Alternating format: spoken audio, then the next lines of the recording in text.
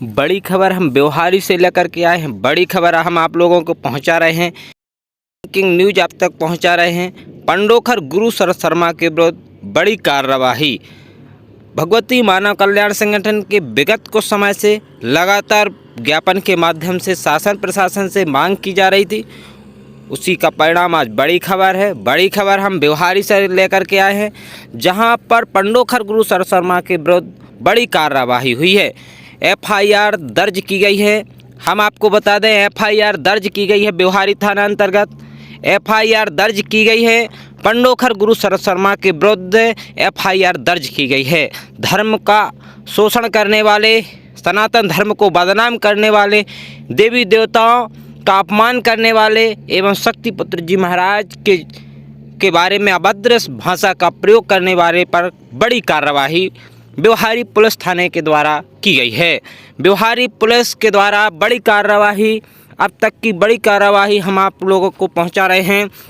बड़ी कार्रवाई हो रही है, जहां पंडोखर गुरु शरद शर्मा के विरुद्ध कार्यकर्ता ज्ञापन के माध्यम से भगवती मानव कल्याण संगठन के कार्यकर्ता लगातार विरोध दर्ज कर रहे थे।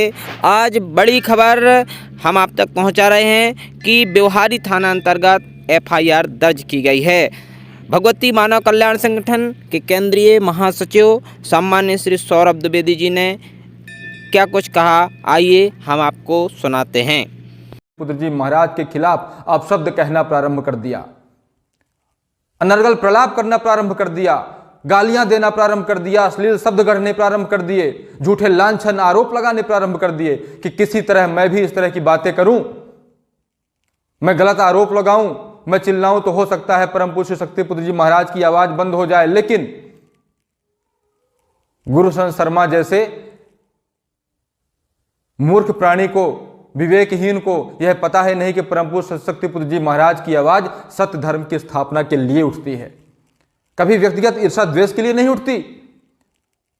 समाज में सुधार हो, समाज में शांति की स्थापना हो, सत्य धर्म की स्थापना हो, इसीलिए परम पूज्य गुरुवर ने गुरु शरद शर्मा तुम्हारे विरुद्ध आवाज उठाई थी, लेकिन तुमने उसको समझा नहीं।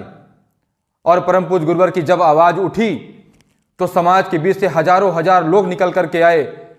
गुरुवर की आवाज के रूप में उनको आधार मिला और उन्होंने अपनी आप बीती बताई। भगवती मानव कल्याण संगठन के केंद्रीय कार्यालय में फोन कर करके उन्होंने अपनी बातें बताई।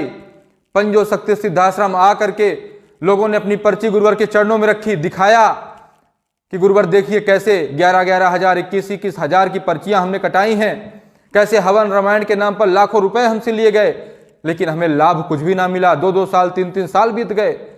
इतने पुराने केस परम पूज्य गुरुवर को लोगों ने आकर के दिखाया। तुम्हारे जो आश्रम में जाकर के लोगों ने पैसा दिया था, लेकिन उसे 1% भी किसी को लाभ प्राप्त नहीं हुआ।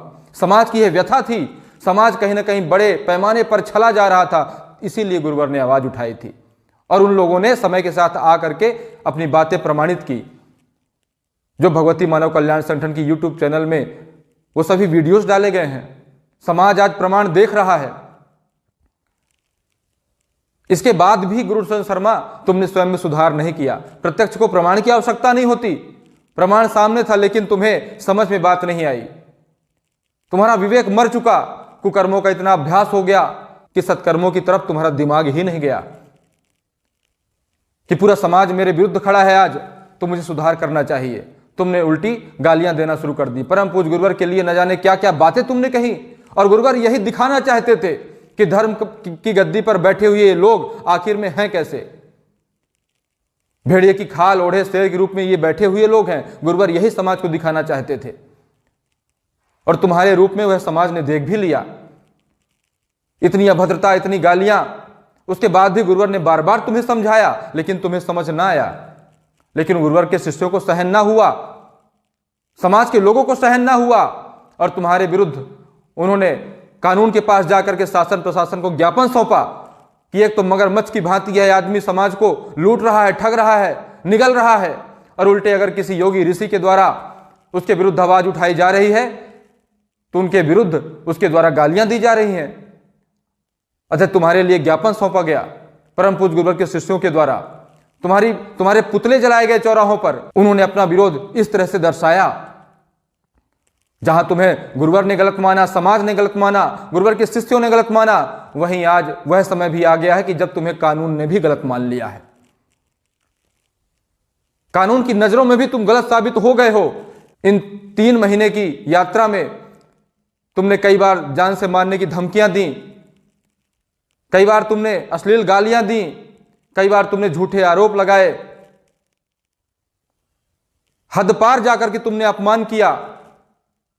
इन सभी तथ्यों की जांच शासन प्रशासन के द्वारा की गई, कानून के द्वारा की गई और आखिर तुम्हारे ऊपर एफआईआर दर्ज व्यवहारी थाने में कर ली गई।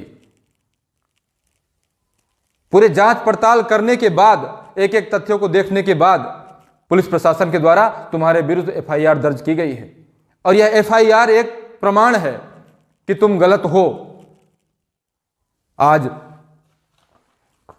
उस एफआईआर की यह प्रति भी आज मेरे हाथ में है